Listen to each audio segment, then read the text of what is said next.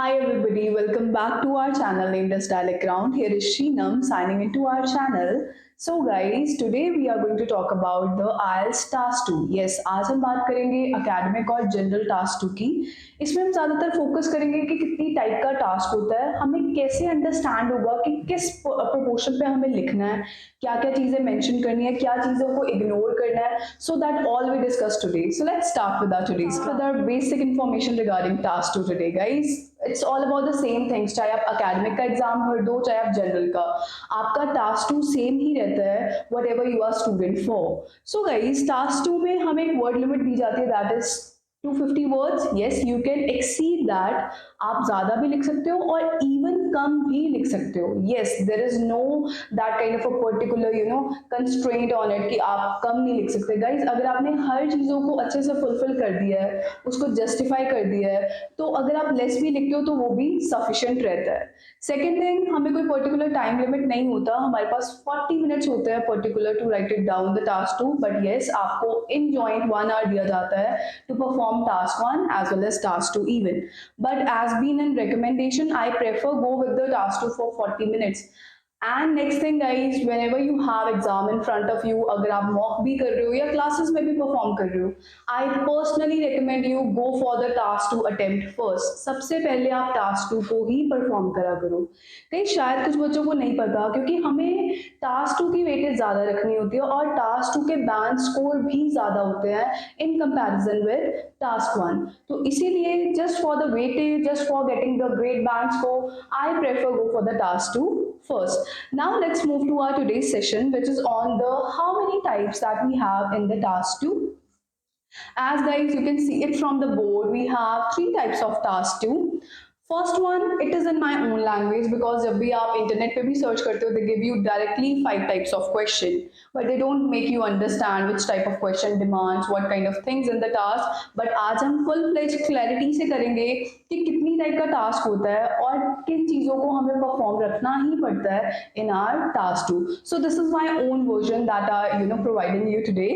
So guys, according to me, there are only 3 types of tasks which can be occur in your paper or which can be given in your exam.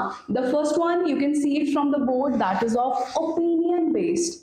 The second that we can go with factual, and third which is the combination. So this is my own version जो मैंने convert करा है just to make you ease कि बच्चे काफ़ी mess up हो जाते हैं, confused हो जाते हैं कि मैम इतनी टाइप के questions आते हैं, how do we understand कि किस टाइप का question कैसे perform करना है. But I promise you at the last कि जब आप ये वीडियो सारी खत्म कर लोगे, this will give you an ease. आपको किसी भी चीज़ में difficulty नहीं आने वाली, especially to understand how many types are there in the task 2. So today we'll focus on that. Let's move to our basic knowledge that, okay, we'll start with the first one first. That is the opinion based. Guys, let's talk about the task 2. Task 2 में हमें एक ऐसे writing करनी होती है. हमें किसी का व्यू पॉइंट आया होता है, हमें बस उसके साथ या तो अग्री करना होता है या अपना व्यू पॉइंट शो करना होता है या कुछ भी जो भी डिमांड आई है क्वेश्चन की, we have to just fulfil according to the task response. इसमें क्या रहता है गाइस, जो हमारा टास्क 2 होता है, that is made up of 2 things. The first is the background statement. Means आपको किसी का भी पर्टिकुलर कोई भी व्यू पॉइंट आया होता है. फॉर एग्जाम्पल, अगर कोई पर्सन बोल रहा है, okay, despite all the demerits, some people think that internet has more merits, and नीचे आपको एक पर्टिकुलर क्वेश्चन दिया जाता है, that is okay, do you agree or disagree, whatever it is of. So जो हमारा टास्क 2 होता है वो 2 चीज़ों का बना होता है, बट वो क्वेश्चन के डिमांड को हमें ध्यान में रखना है कि वो हमारी किस कैटेगरी में लाई करेगा. It's in the opinion one, factual or combination. So we have to go with that.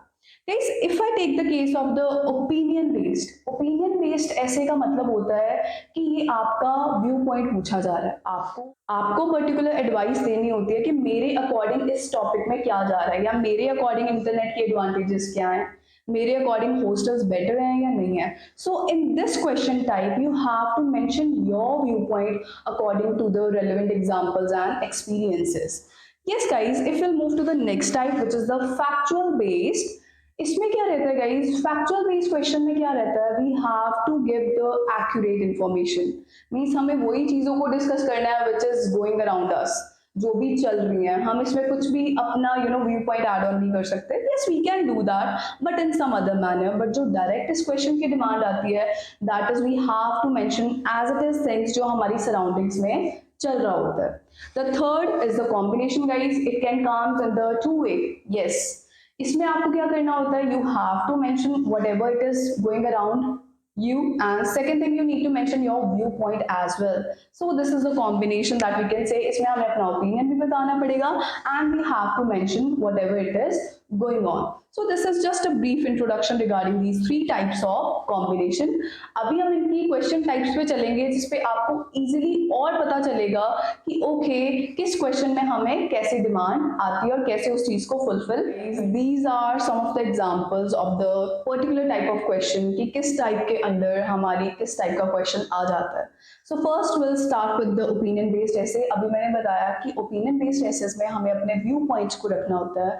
हमारा क्या थिंकिंग प्रोसेस है उस चीज को लेके, हमें सिर्फ उन चीजों को जस्ट जॉटेड डाउन करना होता है. सो इसमें किस टाइप के क्वेश्चन आ जाता है guys, like that do you agree or disagree. Like there will be a statement, आपको कोई पर्टिकुलर एक व्यू पॉइंट आया होगा किसी का, तो आपको बस उस पर बस ये बताना है कि that you are agreeing with the statement or disagree with that. So you just need to mention your viewpoint. But एक चीज का ध्यान रखना guys, whenever we have such kind of question like do you agree or disagree or is it a positive or negative trend, don't go for the both sides guys. You need to mention only one. Whenever examiner आपको कोई भी तरीके की option दे देता है and they place this or in it, so you have to choose only one option, not both the things. मैंने कई बार देखा है कि बच्चे दोनों चीजों को मेंशन कर देते हैं. No guys, just you need to focus on the demand of the examiner कि क्या उसने दोनों चीजें पूछी हैं या उसने पर्टिकुलर एक चूज करने के लिए बोला है.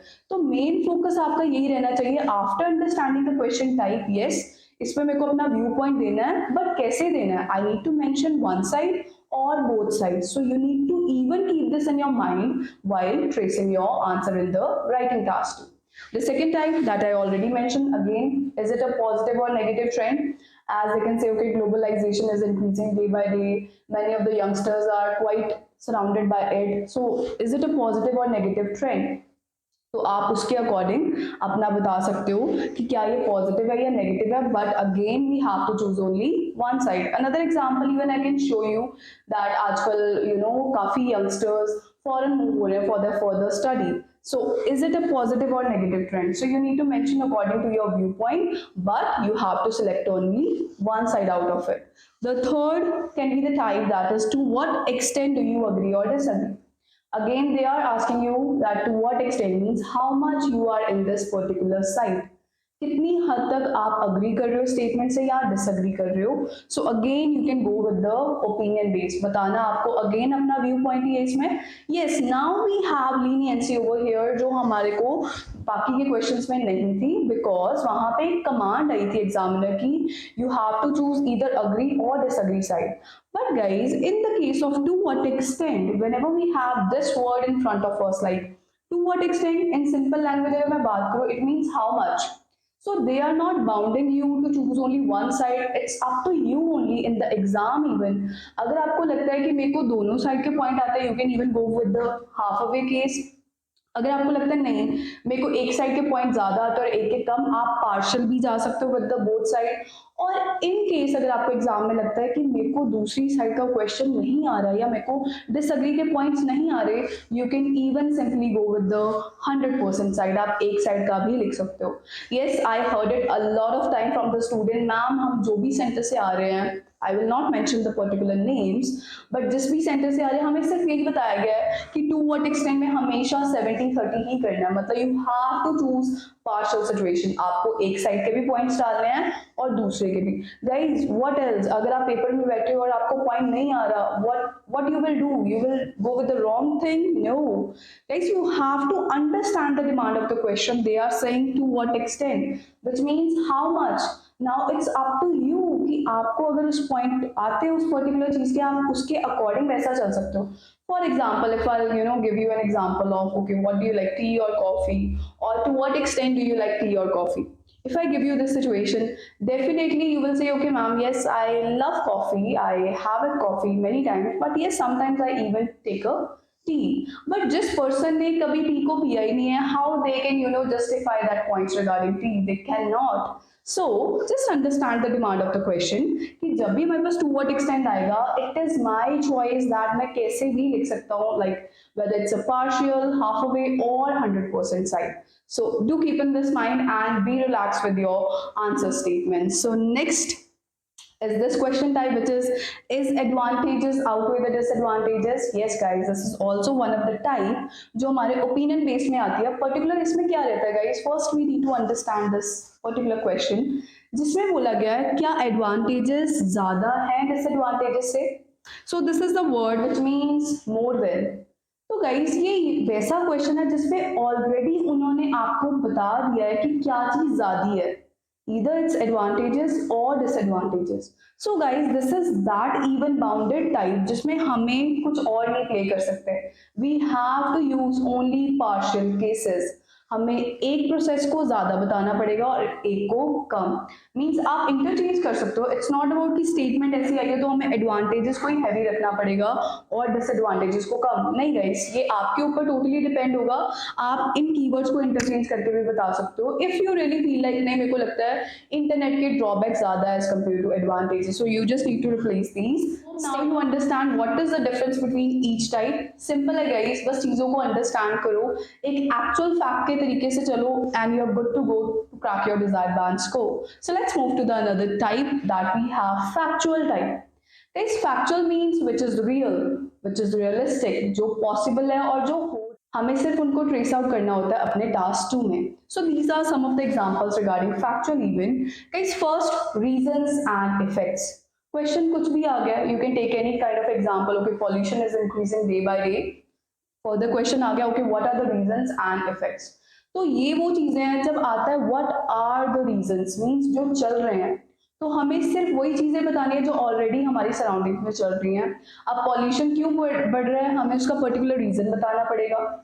We have to mention the cause behind that and effects. Yes, we have to tell the outcome of it. हमें उसका रिजल्ट भी बताना पड़ेगा कि उसका रिजल्ट क्या आ रहा है. अगर पॉल्यूशन बढ़ रहा है तो उससे क्या हो रहा है. So we have to mention both the things, but कुछ अपना व्यू पॉइंट भी रखना, वही है जो सराउंडिंग्स में है. एडवांटेज एंड डिसएडवांटेज, तो सेम थिंग आपको बतानी है. जिस तरीके से आपको लगता है कि आपकी सराउंडिंग में लोग इंटरनेट को यूज करते हैं, you have to mention that. And अगर आपको लगता है कि इसकी डीमेरिट, इसके नुकसान नहीं है, तो आपको वो मेंशन करना है. So this is the case. वही चीजें, कुछ अपना व्यू पॉइंट नहीं रहती, तो चीजें गाइस वही हैं, but we have to mention like this is according to the people, this is my personal choice, so you can go with that. Another type is like positive and negative. It is again like an advantage and disadvantage, but ये particular different language में आ जाता है. जैसे अभी हमने करा globalisation के topic के बारे में, तो वो किसी के अकॉर्डिंग पॉजिटिव भी हो सकता है, किसी के अकॉर्डिंग नेगेटिव भी. तो आपको एक एक पर्टिकुलर पॉइंट उसका मेंशन करना है मिनिमम. Yes, अब आई बात नंबर ऑफ आइडियाज की guys. Whenever you have such kind of factual question guys, आपको पता है कि इसमें एंड आया हुआ है, and there is not such kind of rule कि आपने मल्टीपल आइडियाज ही लगाने हैं. मिनिमम गाइज आपको दोनों के एक एक पॉइंट तो बताने ही बताने हैं. अब it's up to you again now कि अगर आपको लगता है कि मेरे को बाकी के आइडियाज आ रहे हैं, एक्सप्लेन दैट. अगर आपको लगता है नहीं मेरे पास रीजन ज्यादा है, इफेक्ट्स कम है, डिसएडवांटेजेस ज्यादा, एडवांटेज कम है, या पॉजिटिव के पॉइंट ज्यादा, नेगेटिव के कम है, आप किसी भी वेटेज में यहाँ पे अपने आइडियाज को प्ले कर सकते हो. ऐसा बिल्कुल ही नहीं है कि अगर दोनों बताएं तो दोनों की वेटेज सेम होनी चाहिए. Guys, don't go for the wrong trick. Okay, ऐसा ना हो कि आप बस ये उसको बैलेंस करने के चक्कर में आप सारा टास्क गलत कराओ. You just have to go with okay, मैंने दोनों को अच्छे से एक्सप्लेन करा, उसको जस्टिफाई करा विद द एग्जांपल्स और surveys, you are good to go to complete your task two without any kind of a burden. So this is all about the factual one. Again, if I take the case of opinion, इसमें भी आपको वही रखना है, whether you are doing 100% essay, 70-30 or some kind of a partial situations, आपको उसी चीज का ध्यान रखना है कि अगर 100% है तो आपको, अगर वन साइड का आप ऐसे लिख रहे हो, तो आपको उसमें आइडियाज 2 हो जाए, 3 हो जाए, 4 हो जाए, सब तो यू बस ध्यान रखना है, it should be explained enough. और अगर आप केस ले रहे हो 70-30 लाइक पार्शियल सिचुएशन, जहाँ पे आपको दोनों को बताना है बट अनइक्वल वेटेज में, वहां पे आपको इस चीज का ध्यान रखना पड़ेगा कि कहीं पे अगर आप 2 आइडियाज डाल रहे हो तो दूसरे में 1 होना पड़ेगा. अगर आप उसमें 3 आइडिया डाल रहे हो तो दूसरे में आपको 2 या 1 तो रखना ही पड़ेगा, just to make the unequal situation.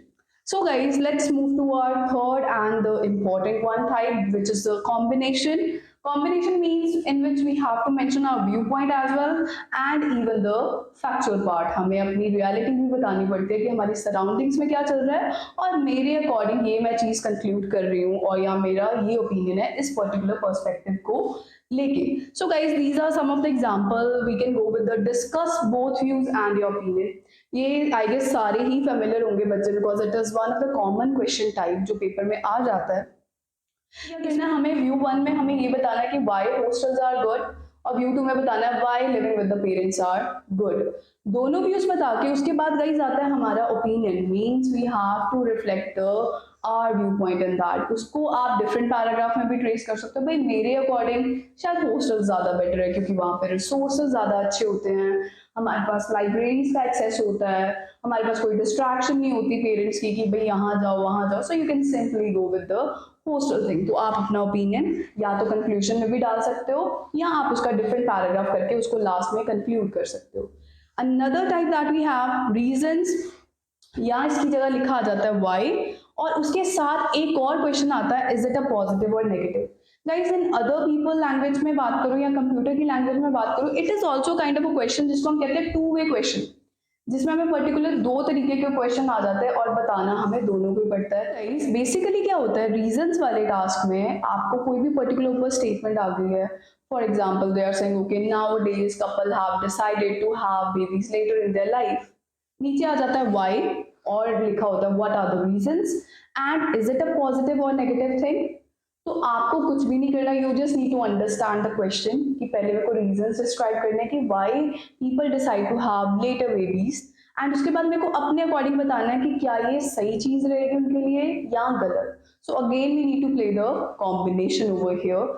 बस आपको इन चीजों का ध्यान रखना है कि क्या क्या चीज पूछी जा रही है and we need to justify everything without confusing our mind. And the third type, that is the problems and solution. Again अगर कोई pollution के related topic आ गया, migration के related topic आ गया, या living styles को लेके topic आ गया, या family structures को लेके topic आ गया, so you have to play again कि क्या problems हमें face करनी पड़ती है अगर pollution हो रहा है और उसके solutions क्या हैं. So recommendation we have to mention that. Again we can make one paragraph for the problems or we can go with the another paragraph for the solution. या आप एक और work कर सकते हो, जरूरी नहीं आपको पर्टिकुलर डिफरेंट पैराग्राफ्स ही बनाने होते कॉम्बिनेशन में. अगर आप एक प्रॉब्लम बता रहे हो पर्टिकुलर पैराग्राफ में उसके साथ ही आप उसका सॉल्यूशन भी मैनेज कर सकते हो. अगेन सेकंड पैराग्राफ में भी आप सेम स्ट्रैटेजी यूज कर सकते हो, पहले प्रॉब्लम बता के second and then you can go with the solution. But it's up to you, अगर आप डिफरेंट पैराग्राफ में भी उनको प्ले करना चाहते हो you are good to go. Main concern हमारा क्या होता है गाइस, हमें सिर्फ क्वेश्चन को अंडरस्टैंड करना है,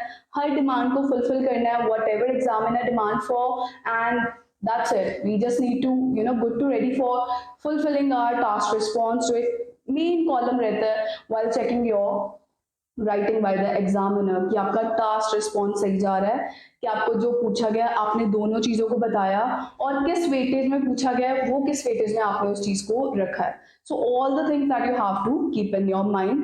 So this is all about our today's lecture guys, which is on the how many types of task to. I hope जैसा मैंने promise करा था in the beginning of the video कि अब आपको कोई भी problem नहीं रहने वाली कि कितनी टाइप का task होता है. बस guys it's not even about 3 type of task. आपको सिर्फ ध्यान रखना है क्या क्या चीज पूछी गई है और किस मैनर में पूछी गई है and you just need to phrase your answer like that, nothing confusion. Okay so guys here is Sheenam. I hope you are going to like this our video and going to subscribe, like and comment on our channel. We'll come soon with our more useful sessions next time, so take care.